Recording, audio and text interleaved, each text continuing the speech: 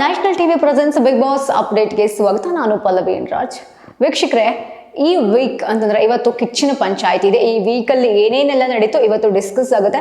So ನಿನ್ನೆ ಎಪಿಸೋಡ್ನಲ್ಲಿ ಏನೇನಾಯಿತು ಹಾಗೆ random ಆಗಿ ನೋಡ್ಕೊಂಬರೋಣ. ನಿನ್ನೆ ಬಿಗ್ ಬಾಸ್ ಅವರು ಒಂದು ಪ್ರೋಮೋನ ಬಿಡ್ತಾರೆ, ಕ್ಯಾಪ್ಟನ್ಸಿ ಟಾಸ್ಕಿನ ಪ್ರೋಮೋ.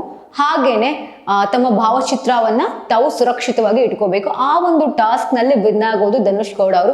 ಆಲ್ಮೋಸ್ಟ್ ಎಲ್ರಿಗೂ ಕೂಡ ಗೊತ್ತಾಗುತ್ತೆ ಎಪಿಸೋಡ್ ನೋಡೋಕ್ಕಿಂತ ಮುಂಚೆನೆ ಈ ವಾರದ captain, next week captain Dhanush ಅವರು ಆಗ್ತಾರೆ ಅಂತ. ಸೊ ಬಹಳ ಡಿಸರ್ವ್ ಇರುವಂತಹ ವ್ಯಕ್ತಿ ಅಂತ ನನಗೆ ಅನಿಸ್ತು ಧನುಷ್ ಗೌಡ ಅವರು ಪರ್ಸ್ನಲಿ. ಯಾಕಂದ್ರೆ ಸ್ಟಾರ್ಟಿಂಗ್ ಇಂದ ಏನೋ ಒಂದು ನಾನು ಮಾಡಬೇಕು ಅಂತ ಈ ಟಾಸ್ಕ್ ಆಡ್ತಾರೆ, ಬೇರೆಯವ್ರನ್ನ ಫೈನಲಿಸ್ಟ್ಗೆ ಸೆಲೆಕ್ಟ್ ಮಾಡ್ಕೊಡ್ತಾರೆ, ತಾನು ಸೆಲೆಕ್ಟ್ ಆಗಲ್ಲ. ಟಾಸ್ಕ್ ಅಂತ ಬಂದಾಗ 100% ಎಫರ್ಟ್ ಇರುತ್ತೆ, ಬಟ್ ಬೇರೆಯವರಿಂದ ಅವರಿಗೆ ಸ್ವಲ್ಪದ್ರಲ್ಲೇ ಎಲ್ಲ ಮಿಸ್ ಆಗ್ತಾ ಇರುತ್ತೆ. ನಾನು ಹೈಲೈಟ್ ಆಗಬೇಕು, ನಾನು ಜಗಳ ಆಡಬೇಕು, ನಾನು ಕೂಗಾಡಬೇಕು ಅಂತ ಎಲ್ಲೂ ಕೂಡ ಇದುವರೆಗೂ ಮಾತಾಡಿಲ್ಲ. ಏನಾದರೂ ಒಂದು ಪ್ರಾಬ್ಲಮ್ ಕ್ರಿಯೇಟ್ ಆದರೆ ಅಲ್ಲಿ ಅವ್ರು ಬಂದು ಸ್ಟ್ಯಾಂಡ್ ತಗೋತಾರೆ, ಅಥವಾ ತನ್ನ ವೈಯಕ್ತಿಕ ಆಟಕ್ಕೆ ಏನಾದರೂ ಪ್ರಾಬ್ಲಮ್ ಆದರೆ, ಸಮಸ್ಯೆ ಆದರೆ ಅವರು ಅಲ್ಲಿ ಮಾತಾಡ್ತಾರೆ. ಸುಮ್ಮನೆ ಹೈಲೈಟ್ ಆಗುವಂಥ ಈ ಒಂದಷ್ಟು ಸ್ಪರ್ಧೆಗಳು ಮಾಡ್ತಾ ಇದ್ದಾರೆ. ಹೈಲೈಟ್ ಆಗ್ಬೇಕಂತಾನೆ ಕಿರ್ಚೋದು, ಕೂಗಾಡೋದು, ಜಗಳ ಆಡೋದು, ಗಲಾಟೆ ಆಗೋದು, ಏನೇ ಹೋಗೆ ಬಾರೆ ಮುಚ್ಕೊಂಡಿರೆ, ಲೈಕ್ ಒಂದಷ್ಟು ಪದಗಳನ್ನ ಬಳಸ್ತಾ ಇದ್ದಾರೆ. ಸೊ ಇಲ್ಲಿ ಧನುಷ್ ಗೌಡ ಅವರು ಆ ಥರ ಏನೂ ಇಲ್ದಲೆ ತನ್ನ ಆಟನ ತಾನು ಆಡ್ಕೊಂಡ್ ಬಂದಿದ್ರು. ಎಫರ್ಟ್ 100% ಪ್ರತಿ ವಾರನೂ ಹಾಕ್ತಾ ಇದ್ರು. ಅದ್ರಲ್ಲೂ ಟಾಸ್ಕ್ ಅಂತ ಬಂದಾಗ ಮಾತ್ರ ಅಬ್ಸಲ್ಯೂಟ್ಲಿ ತುಂಬಾ ಚೆನ್ನಾಗಿ ಆಟವನ್ನ ಆಡ್ತಾ ಇದ್ರು. ಸೊ ಧನುಷ್ ಗೌಡ ಅವರು ಕ್ಯಾಪ್ಟನ್ಸಿಯಲ್ಲಿ ಗೆದ್ದಿದ್ದಾರೆ, ಕ್ಯಾಪ್ಟನ್ಸಿ ಓಟದಲ್ಲಿ. ಸೊ 4 ಜನ ಇರ್ತಾರೆ.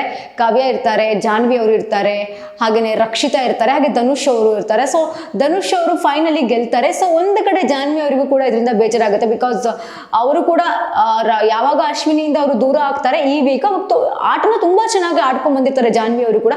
ಸೊ ಎಲ್ಲೋ ಒಂದು ಕಡೆ ಮಿಸ್ ಆಯ್ತಲ್ಲ ಅಂತ ಬೇಜಾರಾಗ್ತಾರೆ. ಸೊ ರಕ್ಷಿತಾ ಅದನ್ನ ಖುಷಿಯಿಂದ ಆಕ್ಸೆಪ್ಟ್ ಮಾಡ್ಕೊಂತಾರೆ. ಇನ್ನೊಂದು ಕಡೆ ಕಾವ್ಯ ಕೂಡ ಖುಷಿಯಿಂದ ಆಕ್ಸೆಪ್ಟ್ ಮಾಡ್ಕೊಂತಾರೆ.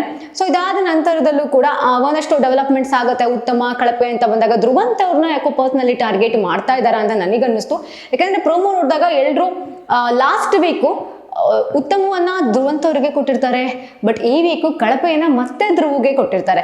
ಸೊ ಇದನ್ನ ನೋಡಿದಾಗ ಎಷ್ಟು ಬೇಗ ಒಬ್ಬರ ಮೇಲಿರುವಂತಹ ಒಪಿನಿಯನ್ ಚೇಂಜ್ ಆಗುತ್ತಲ್ಲ, ಫ್ರಾಕ್ಷನ್ ಆಫ್ ಸೆಕೆಂಡ್ ಅಲ್ಲಿ ಚೇಂಜ್ ಆಗುತ್ತೆ ಅನ್ನೋದು ಇದರಿಂದ ಒಂದು ತಿಳ್ಕೊಂಡೆ. ಸೊ ಧ್ರುವಂತ್ ಅವರು ಒಂದು ನಾಟಕ ಮಾಡ್ಕೊಂಡು ಬದುಕ್ತಾ ಇದ್ದಾರೆ, ಅಥವಾ ಬಿಗ್ ಬಾಸ್ ಮನೇಲಿ ಅಥವಾ ಮುಖವಾಡ ಹಾಕೊಂಡು ಬದುಕ್ತಾ ಇದ್ದಾರೆ. ಏನೋ ಒಂದು ಅವ್ರದ್ದು ನಾಟಕೀಯ ಜೀವನ ಅಂತಂದಿದ್ರೆ ಅದು ಒಂದು ಎರಡು ವಾರದಲ್ಲೇ 3 ವಾರದಲ್ಲೇ ಗೊತ್ತಾಗ್ತಾ ಇತ್ತು. ಇಲ್ಲಿ ತನಕ ಅದು ಬರ್ತಾನೆ ಇರಲಿಲ್ಲ, ಬರ್ತಾ ಸೀನೇ ಇರ್ತಿರ್ಲಿಲ್ಲ. ಪರ್ಸ್ನಲಿ ನಾನು ಅವ್ರನ್ನ ನೋಡಿರುವಂತಹ ಪ್ರಕಾರವಾಗಿ ಆಚೆ ಅವರು ಒಂದಷ್ಟು ವಿವಾದಗಳನ್ನ ಮಾಡ್ಕೊಂಡು ಬಿಗ್ ಬಾಸ್ ಮನೇಲಿ ಬಂದಾಗ ಅವ್ರನ್ನ ಜನ ಹೇಗೆ ಅಕ್ಸೆಪ್ಟ್ ಮಾಡ್ತಾರೆ ಅಂತ ಎಲ್ಲರೂ ಕೂಡ ಅದರ ಕುತೂಹಲ ಇತ್ತು, ಕ್ಯೂರಿಯಾಸಿಟಿ ಇತ್ತು. ಬಟ್ ಧ್ರುವ ಅವರು ಬಿಗ್ ಬಾಸ್ ಮನೇಲಿ ಇದ್ದಿದ್ದ ರೀತಿಯೇ ಚೇಂಜ್ ಆಯಿತು. ಸೊ ನಾವೇನು ಅವ್ರ ಬಗ್ಗೆ ಅನ್ಕೊಂಡಿದ್ವಿ ಅದು ಕೂಡ ಪರ್ಸ್ನಲಿ ಚೇಂಜ್ ಆಗ್ತಾ ಹೋಯ್ತು. ಸೊ ಅವರು ನಾಟಕೀಯವಾಗಿ ಮುಖವಾಡ ಹಾಕೊಂಡು ಏನೋ ಒಂದು ಮಾಡ್ಕೊಂಡು ಅವರು ಬಿಗ್ ಬಾಸ್ ಮನೆಯಲ್ಲಿ ಜೀವಿಸ್ತಾ ಇಲ್ಲ. ಅವರು ಪ್ರತಿಕ್ಷಣನೂ ಕೂಡ ತನ್ನನ್ನ ತಾನು ಎಂಜಾಯ್ ಮಾಡ್ಲಿಕ್ಕೆ ಪ್ರಯತ್ನ ಪಡ್ತಾರೆ. ಎಲ್ಲೋ ಒಂದ್ ಕಡೆ ಅವರು ಮಲ್ಲಮ್ಮ ಅವ್ರ ಜೊತೆಗಿರೋದೇ ಅವರಿಗೆ ಒಂದು ಕಡೆ ಈ ರೀತಿ ಚುಚ್ಚಿ ಮಾತಾಡ್ಲಿಕ್ಕೆ ಅವರೇ ಅನುಭವ ಮಾಡ್ಕೊಡ್ತಿದ್ದಾರೆ ಅಂತ ನನಗನ್ನಿಸ್ತು. ಯಾಕಂದ್ರೆ ಸುದೀಪ್ ಸರ್ ಆಲ್ಮೋಸ್ಟ್ ಅವರಿಗೆ ಹೇಳಲಿಕ್ಕೆ ಟ್ರೈ ಮಾಡ್ತಾ ಇದ್ರೆ, ಹೇಳಿದರೆ ಕೂಡ ನಿನ್ನ ವೈಯಕ್ತಿಕ ಆಟವನ್ನ ನೀವು ಆಡಬೇಕು ಅಂತ. ಬಟ್ ಎಲ್ಲೋ ಒಂದ್ ಕಡೆ ಇವರು ಕೂಡ ಅದನ್ನ ಸೀರಿಯಸ್ ಆಗಿ ತಗೊಳ್ತಾ ಇಲ್ಲ. ಇದು ಕೂಡ ಅವರಿಗೆ ಒಂದು ಎಫೆಕ್ಟ್ ಆಗ್ತಾ ಇದೆ ಧ್ರುವ ಅವರಿಗೆ. ಸೊ ಎಲ್ಲರೂ ಹೇಳ್ತಾರೆ ಧ್ರುವ ಅವರು ಕೆಲಸ ಏನು ಮಾಡಲ್ಲ. ನಾನಂತೂ ಅವರು ನೀವು ಮನೆಯಲ್ಲಿ ಏನ್ ಕೆಲಸ ಮಾಡಿದಾರೆ, ಅವರು ಯಾವ ಏರಿಯಾದಲ್ಲಿದ್ರು ನನಗೆ ಗೊತ್ತೇ ಇಲ್ಲ ಅನ್ನುವಂಥದ್ದು. ಸೊ ಹೇಳಿರೋರು ಎಲ್ಲಿದ್ರು, ಹೇಳಿರೋರು ಏನ್ ಕೆಲಸ ಮಾಡಿದ್ದಾರೆ ಅಂತ ಅವ್ರನ್ನ ಅವ್ರು ನೋಡ್ಕೊಂಡಿದ್ರೆ ಬಹುಶಃ ತುಂಬಾ ಚೆನ್ನಾಗಿ ಈ ವಾರದ ಕ್ಯಾಪ್ಟನ್ ರಿಷಾ ಅವರೇ ಆಗ್ತಿದ್ರು ಅಂತ ನನಗನ್ಸುತ್ತೆ. ಬಿಕಾಸ್ ರಿಷಾ ಏನ್ ಮಾಡಿದ್ದಾರೆ, ಬಿಗ್ ಬಾಸ್ ಮನೆಗೆ ಬಂದಿರೋದು ಇದು 2ನೇ ವಾರ.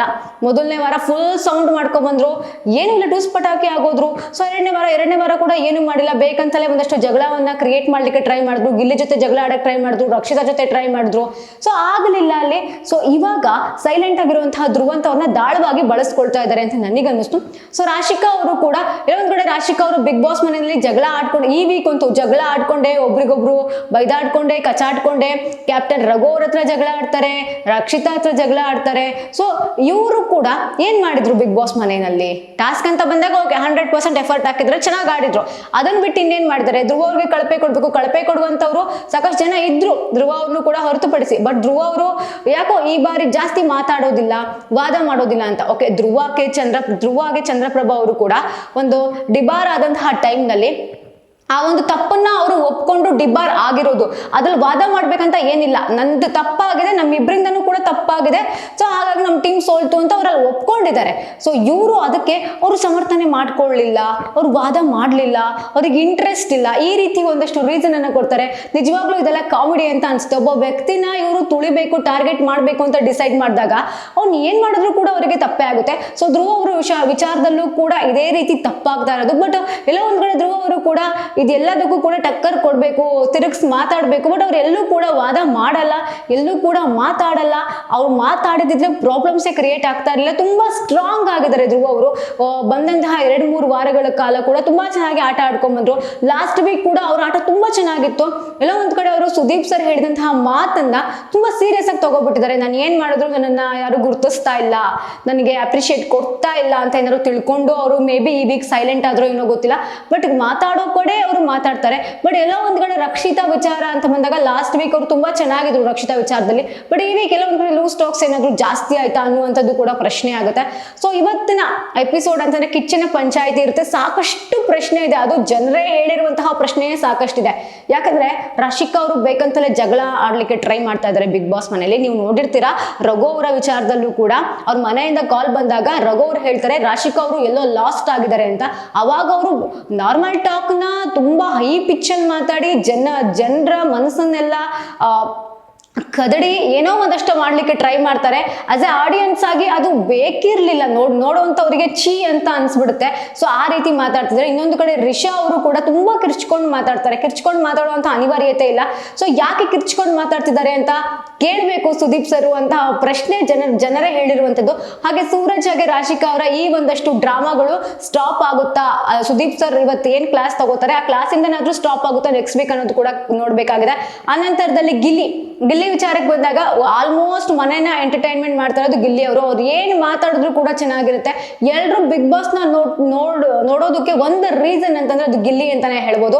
ಸೊ ಹೀಗೆಲ್ಲ ಇರ್ಬೇಕಾದ್ರೆ ಸುದೀಪ್ ಸರ್ ಏನ್ ಕೇಳ್ತಾರೆ, ಏನ್ ಸ್ಟ್ಯಾಂಡ್ ತಗೋತಾರೆ, ಅಗೇನ್ ನಾಮಿನೇಟ್ ಆಗಿದ್ದಾರೆ, ಯಾರೆಲ್ಲ ಬಚಾವ್ ಆಗ್ಬೋದು, ಯಾರು ಹೋಗ್ಬೋದು ಬಿಗ್ ಬಾಸ್ ಮನೆಯಿಂದ. ಆಲ್ಮೋಸ್ಟ್ ಸ್ಪಂದನ ಅವರು ಬಿಗ್ ಬಾಸ್ ಮನೆಯಿಂದ ಹೋಗ್ಬೇಕು ಅನ್ನುವಂತಹ ಮಾತು ಕೂಡ. ಸ್ಪಂದನ ಅಂತ ಬಂದಾಗ ಎಲ್ಲ ಒಂದ್ ಕಡೆ ಟಾಸ್ಕ್ ಅಂತ ಬಂದಾಗ ಅಷ್ಟು ಗುರುತಿಸ್ಕೊಳ್ತಾ ಇಲ್ಲ, ಎಲ್ಲರ ಜೊತೆಗೆ ಅಷ್ಟು ಬೆರೀತಾ ಇಲ್ಲ ಅಂತ. ಬಟ್ ಲೈವ್ ನಲ್ಲಿ ನೋಡಿರೋ ಪ್ರಕಾರ ಸ್ಪಂದನ ಅವರು ಎಲ್ಲರ ಜೊತೆಗೂ ಚೆನ್ನಾಗಿ ಬೆರೀತಾ ಇದ್ದಾರೆ, ಎಲ್ಲರ ಜೊತೆಗೂ ಮಾತಾಡ್ತಾ ಇದ್ದಾರೆ. ಬಟ್ ಟೆಲಿಕಾಸ್ಟ್ ಆಗುವಂತಹ ಟೈಮ್ ನಲ್ಲಿ ಅದು ಮಿಸ್ ಮ್ಯಾಚ್ ಆಗ್ತಾ ಇದೆ. ಅಷ್ಟು ಬಿಟ್ರೆ ಸ್ಪಂದನ ಎಲ್ಲರ ಜೊತೆಗೂ ಚೆನ್ನಾಗೇ ಇದ್ದಾರೆ. ಬಟ್ ಈ ವೀಕ್ ಯಾರು ಹೋಗ್ತಾರೆ ಅನ್ನೋದೇ ಬಹಳ ಕುತೂಹಲದಿಂದ ಇರುವಂತದ್ದು.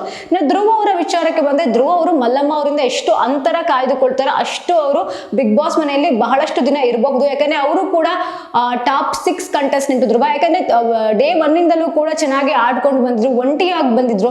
ಆ ನಂತರದಲ್ಲಿ ಇವಾಗ ಅವರಿಗೆ ಅವಕಾಶ ತುಂಬಾ ಚೆನ್ನಾಗಿ ಸಿಗ್ತಿರುವಂತಹ ಟೈಮ್ ನಲ್ಲಿ ಅವರು ಎಮೋಷನಲಿ ಮಲ್ಲಮ್ಮ ಅವ್ರ ಜೊತೆಗೆ ಕನೆಕ್ಟ್ ಆಗ್ತಾ ಇದ್ದಾರೆ. ಸೊ ಆ ಕನೆಕ್ಷನ್ ಬಿಟ್ರೆ ಧ್ರುವ ಅವರು ಬಿಗ್ ಬಾಸ್ ಮನೆಯಲ್ಲಿ ಇರೋದಕ್ಕೆ, ಫೈನಲಿಸ್ಟ್ ಆಗೋದಕ್ಕೆ ತುಂಬಾ ಡಿಸರ್ವ್ ಇದ್ದಾರೆ.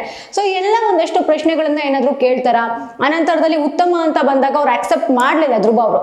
ಆ ಒಂದು ರೀಸನ್ ಇಟ್ಕೊಂಡೆ ಈ ವೀಕ್ ಕಳಪೆ ಅವ್ರಿಗೆ ಕೊಟ್ಟಿರುವಂತದ್ದು. ಸೊ ಇದನ್ನು ಕೂಡ ಸುದೀಪ್ ಸರ್ ಪ್ರಶ್ನೆ ಮಾಡ್ತಾರ ಅನ್ನೋದು ಕೂಡ ಕಾದ್ ನೋಡ್ಬೇಕಾಗಿದೆ.